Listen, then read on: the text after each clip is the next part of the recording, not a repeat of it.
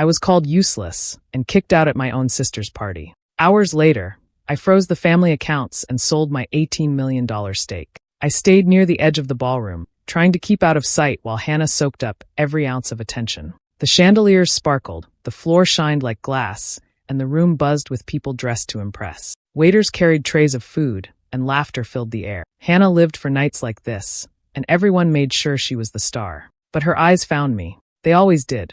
With a sly smile, she raised her voice so the whole room could hear. "Well, look who finally made it. I didn't think you'd bother." Heads turned toward me. A few guests laughed softly, waiting for more. I tried to smile, tried to stay quiet, but Hannah wasn't done. "You know," she said, her tone sharp, "my sister doesn't actually do anything. No career, no accomplishments, nothing worth talking about. She's basically useless." The laughter this time was louder. I saw my mother chuckle like it was a well-rehearsed joke. My father shook his head and added, "She's harmless." The words hit harder than I expected. Harmless. Like I was a stray dog they kept around out of pity. I kept my lips pressed together, fighting the heat rising in my face. I wanted to disappear, but Hannah stepped closer, her eyes shining with satisfaction. "Why don't you just head home, Nat? Honestly, no one here would notice if you were gone." That was it. Not a tease. Not a joke. A dismissal. She had shoved me out in front of everyone, and the crowd rewarded her cruelty with awkward laughs and whispers. I didn't say a word. I turned, set my shoulders straight, and walked out. My steps echoed on the polished floor, and the noise of the party dulled as the doors closed behind me. Outside, the night air hit my skin and cooled the burning in my chest. I breathed deep, steady, even though inside I was still shaking. Her words replayed in my mind, useless, harmless, dead weight. My own family had stripped me down in front of strangers like I was nothing more than a joke. But they were wrong. I wasn't useless. I wasn't harmless. They had no idea who they were laughing at. My grandfather knew me better than they ever tried to. He trusted me when no one else did. Before he passed, he made sure I held something powerful, my share in the family company. They all bragged about that empire, acted like it was their personal crown. But they never bothered to notice the documents with my name on them. They thought I had nothing. They thought they could push me aside. But as I walked into the quiet night, I knew something they didn't. By morning, their world would look very different. Hannah has always been the star in my family. She was the child my parents bragged about to anyone who would listen. If she got a promotion, they threw a dinner. If she bought a new dress, they gushed over how stunning she looked. Everything about her was celebrated. She was bold, spoiled, and she knew it. My parents, Richard and Elaine, were no different. They built their whole lives around image and money. My father spent most of his time tied to the family business, while my mother floated through charity events, book clubs, and lunches with people who cared only about status. Together, they made sure everyone in Charleston knew the Carver name meant wealth. And in every conversation, Hannah was their shining example. Then there was me, the quiet one, the disappointment. At least, that's how they made me feel. I was never the one they talked about. When family friends asked about me, my mother would force a smile and say, "Oh, Natalie's doing fine," before quickly steering the talk back to Hannah's successes. I learned early that my best effort would never be enough. Over the years, I was cut out of everything that mattered. When the family discussed business, I wasn't invited. When they made plans for vacations, I often found out last, sometimes only after they'd already left. Hannah treated me less like a sister and more like the help. I remember one Christmas, she tossed her coat at me as she walked through the door and said, "Be useful for once." My parents laughed, as if it was harmless teasing. To me, it was another reminder that in their eyes, I wasn't really part of them. The betrayal ran deeper than words. My father once made a deal that affected something my grandfather left me, but he never told me about. I only found out later when the papers had already been signed. When I asked him why he didn't include me, he waved me off and said, "It was complicated. You wouldn't understand." He didn't even try to explain. He just saw me as someone who didn't matter. I stayed silent for years. Not because I agreed with them, but because I refused to sink to their level. Dignity was all I had, and I held on to it tightly. I didn't fight, didn't argue, didn't try to prove myself. I thought silence was strength, that staying calm would protect me from the sting of their words. But inside, every jab and every dismissal carved itself into me. Still, I told myself to endure it. Family was family, even when it was cruel. I thought that keeping peace was better than starting battles I couldn't win. That night at Hannah's party, though, everything changed. They crossed a line they could never step back from. For the first time, I wasn't going to stay quiet. My silence had always been my shield, but now it would become my weapon. My grandfather was the only one in my family who ever truly saw me. While everyone else brushed me off, he listened. He noticed when I stayed quiet, and instead of teasing me for it, He said it showed I was thoughtful. He told me more than once that being underestimated could be a gift, because it meant people revealed who they really were around you. I never forgot that. He had built the foundation of our family's wealth. The company that carried our name, the logistics business that kept everything running, had started with him. My father may have expanded it, and Hannah may have used it for her social climbing, but it was my grandfather who put in the work when there was nothing but dust and empty ledgers. Maybe that's why he never trusted the rest of them to protect it the way he wanted. When he passed, he left me something that shocked me even then, 30% of the company. It was written in his will, signed and sealed. He left no speeches about why, no flowery letters, just a clear statement that those shares were mine. The lawyer explained it to me in private. He said my grandfather wanted to keep it quiet, and I understood immediately. If my parents or Hannah knew, they would have done everything to twist it in their favor. So I never said a word. I never bragged, never flaunted it. At board meetings, I sat in the back, quietly reviewing papers while my father spoke as though his word was final. Hannah would sometimes tag along, sitting there like it was a fashion show, throwing in comments that made her sound informed when she wasn't. Neither of them ever asked me a single question. They thought I was just there to fill a chair, and I let them believe that. Every document I signed, every note I took, I kept carefully. I organized my files, double-checked everything the lawyer sent, and stored it away. I knew one day it would matter. Maybe not soon, maybe not in the way I expected, but my grandfather hadn't given me that trust for nothing. There were times I almost told them. When my father dismissed me in front of a client, when Hannah made jokes about how I couldn't contribute a dime to the family business, when my mother told me I should be grateful, they kept me around. I bit my tongue each time. I told myself it wasn't the right moment. The longer I stayed silent, the more invisible I became to them. But invisibility was power. They never prepared for me, never guarded against me. They thought I had no voice, no rights, no share in anything they built their lives around. And all the while, the papers sat in my desk, locked away, carrying 30% of the company they treated like their crown jewel. I didn't know then how quickly I would need it, but I knew my grandfather believed in me. That belief was all I needed to wait. Back to the party humiliation. Guests whisper. I can feel the sound like a tide pulling at me, quiet at first, then louder as eyes turn my way. Hannah steps forward and her voice slices through the chatter. She mocks the fact that I do not have a real job, and people laugh like they are watching a show. My parents smile the way they always do when someone else gets applause. Their faces are warm for her and cold for me. A man near the bar leans in and lowers his voice, but it is meant to be heard. He jokes about how I should be grateful to be tolerated. Someone else snorts. The room shrinks around me until I only notice the space Hannah fills and the empty space I leave behind. Her words are small arrows, meant to wound right in front of everyone. No one stops her. No one looks at me with anything but amusement. Then Blake speaks. He is the kind of man who thinks power is measured by how much he can make others smaller. He smirks and says I will always be a burden. The word lands like a slap. The guests laugh louder, pleased to be part of the cruelty. Hannah's hand finds his, and she glows with pride, like he has performed the perfect trick. Their circle tightens, and I am pushed farther out. I feel something inside me change. It is not the old ache, the one that came with all the years of small cuts and jokes.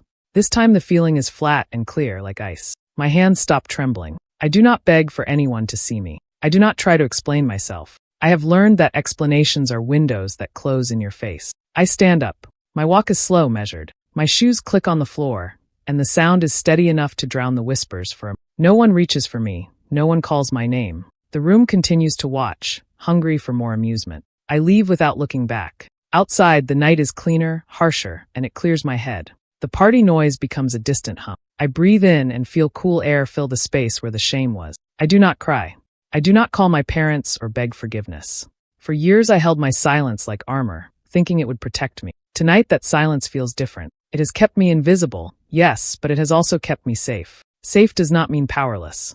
I remember my grandfather's careful hands, the papers he left me, the quiet promise he made that someone would watch over me. I have kept that promise to myself. Walking away, I make a decision. I will not let their words define what I do next. I will use what I have been given in secret, and I will do it my way. It is not about revenge that breaks people. It is about reclaiming what I was always owed. Tonight they made me small. Tomorrow they will see I was never without weight.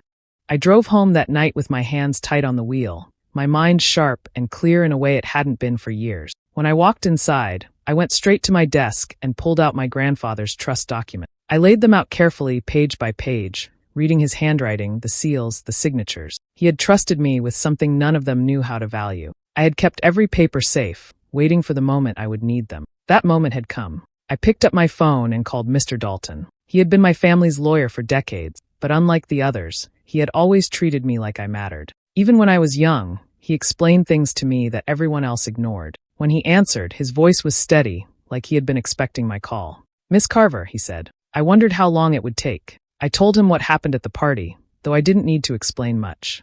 He already knew how they treated me. He had seen it all, year after year. I said I was ready to act. He reminded me of what I held. 30% of the company. Full voting rights. Full authority to freeze the company accounts if I had reason to believe money was being misused. And I did have reason. My father and Hannah had been draining the business for their own spending for years, using it like a personal wallet. My grandfather had given me the power to stop them, and Mr. Dalton made it clear. I could act immediately. My heart beat hard as I listened. The power I had always kept quiet about, tucked away in folders, was real. I looked down at my grandfather's signature and thought about what he told me once.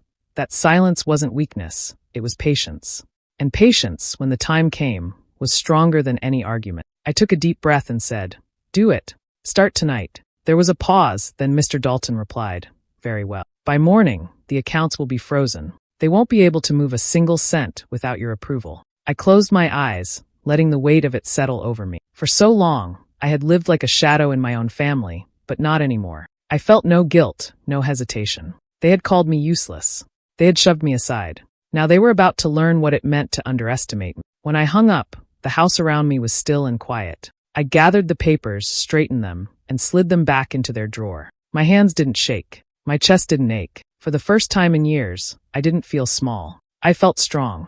The decision was made, and there was no turning back. Next morning, my father tried to pay vendors for the company, but the funds were frozen. He was used to things moving smoothly, every payment approved right away, every vendor treated like business royalty. That morning, though, nothing went through. He tried again and again, growing louder each time, slamming the keyboard like force would change the result. Calls from vendors started flooding his office, demanding to know why payments weren't arriving. For once, he had no answer. Around the same time, Hannah was out shopping with her friends. She handed the corporate card to the cashier with her usual smug smile, already turning away as if approval was guaranteed. Instead, the machine flashed red. Declined. She laughed at first, embarrassed but still trying to save face, and told the cashier to run it again. Declined again. Her friends exchanged looks, the kind of looks that burn more than words, and Hannah's smile slipped. She called the bank on the spot, voice sharp and demanding, only to be told the card was fine. The account itself was the problem. By midday, their panic had reached a boiling point. My father was yelling in his office, demanding answers from his assistants, his face growing redder with every passing hour. My mother sat stiffly in the dining room, chewing her nails, her calm mask cracking in front of everyone. Hannah stormed into the house, furious, her voice echoing through the halls as she shouted about being humiliated in front of her friend. They argued, each blaming the other, none of them willing to admit the truth forming in their mind. The phone calls spread next. Board members, accountants, bank representatives, all telling them the same thing. The accounts were frozen, and the authority to do that rested in one place only. My father went pale when he heard it. My mother whispered my name like it was poison. Hannah shouted that it wasn't possible, that I didn't have the nerve. My phone lit up over and over again. First it was my father, then Hannah, then numbers I didn't recognize but knew belonged to board members. The buzzing never stopped. I sat at my kitchen table, staring at the screen as call after call stacked up. I didn't pick up a single one. For years, I had answered every time they called, ready to do what they wanted, ready to be treated like an afterthought. This time, I let the silence answer for me. The longer I ignored them, the calmer I felt. Their world was starting to crack, and I wasn't running to patch it back together. I wasn't their shield anymore. The house around me was quiet, my hands steady, my breath even. For the first time in my life, I was in control. They thought I was useless. Now they were learning I was the one who held the strings. I secretly met with Evan Mercer, the CEO of a rival company who had been waiting for a chance like this. We chose a quiet restaurant on the edge of town, the kind of place where no one would look twice at us. He greeted me with a firm handshake and a knowing smile. He already understood why I was there, and I could see the interest in his eyes. He wanted my steak, and I was ready to give it to him, on my terms. We sat across from each other, the table between us covered with neat folders and documents. Evan wasted no time. "I've been interested in Carver shares for years," he said, his voice calm but sharp. "But your family has never been willing to talk. You, however, you're different." I didn't flinch. I had stayed quiet too long, but now silence was my weapon. I told him I was ready to sell my 30% stake, but only if the deal was clean, fast, and worth what it was truly valued at. He studied me for a long moment, maybe expecting me to hesitate, maybe expecting me to fumble. I didn't. He leaned back, then nodded. 18 million. Cash and stock options. Finalized within a week. The number hit me not with shock, but with power. 18 million. The same stake my family had always dismissed as nothing, the same shares they had pretended I couldn't possibly understand, were worth more than all their insults combined. I looked him in the eye and agreed. My voice was steady. Make it happen. We shook hands. It was done. Over the next few days, the papers moved quickly. Evan's team worked quietly, carefully, making sure no one in my family caught wind of it until the ink was dry. I signed my name on the final page, and just like that, the shares that my father and Hannah believed they controlled were no longer theirs to touch. When the transfer was complete, I sat back in my chair and let out a long breath I hadn't realized I was holding. It felt different than freezing the accounts.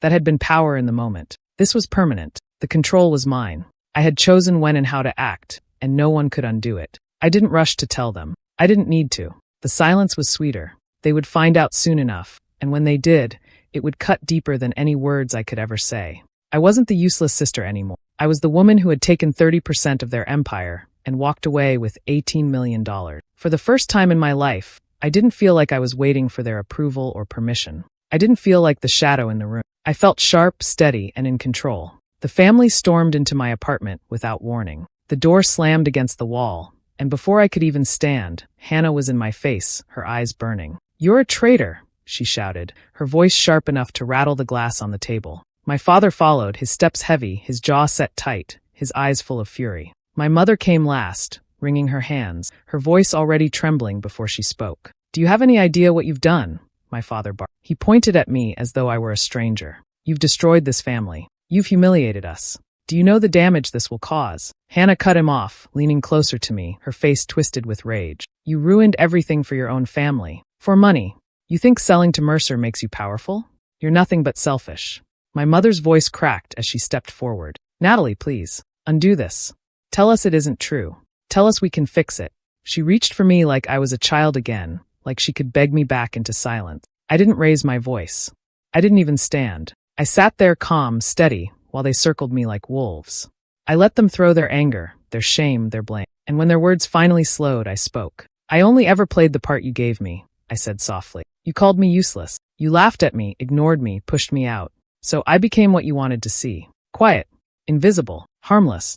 I looked at Hannah, then my father, then my mother. But that didn't mean I was powerless. My father's face went pale. Hannah froze, her mouth half open, but no sound came out. My mother dropped her hands, her lips trembling. "I didn't destroy this family," I continued. "You did, when you decided I wasn't worth respect. I didn't humiliate you. You humiliated me, and you did it in front of everyone. And now you're shocked that I refused to stay in the corner you built for me." I leaned forward just slightly, my voice still calm. "Yes, I sold my shares. 30% of the company gone. And I walked away with $18 million. The room went silent. My father's fists clenched. Hannah let out a sharp gasp, almost a cry.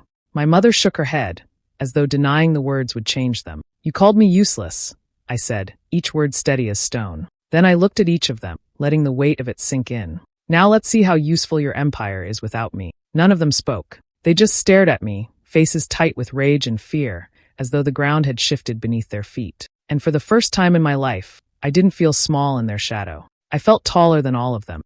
The company began to crumble as soon as the news spread that I had sold my shares. Evan Mercer wasted no time tightening his grip. He used his new stake to pull strings at board meetings, cutting into the control my father once boasted about. Deals started slipping through their fingers. Vendors who had once lined up to work with Carver Logistics now looked toward Mercer, eager to do business with someone who had the upper hand. The confidence that had always surrounded my family started to crack. Hannah felt the blow hardest at first. Her wedding plans, once the talk of Charleston, began to fall apart.